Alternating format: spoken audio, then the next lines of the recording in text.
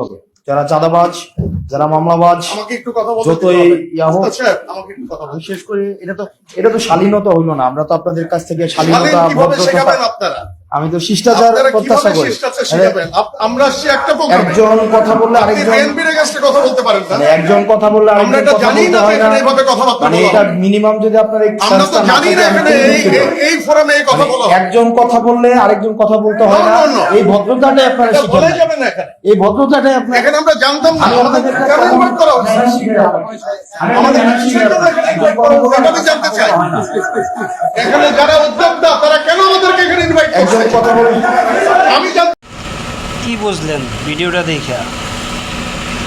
এখানে আমার কথা হলো এনসিপি হোক, নেতা হোক, সমস্যা নেই আমাদের, কিন্তু লোক আওয়ামী লীগের হোক, বিএনপির হোক, জামাতের হোক, যে দলেরই হোক না কেন, মুরব্বী তো মুরব্বী, তাদের সম্মান করতে হইবে না? সম্মান যদি আমরা তাদের না করি, ভবিষ্যতে আমাদের তো মানুষ সম্মান করবে না। এই তো এদের কাছ থেকে কী শেখার আছে? কী শিখবে জাতি?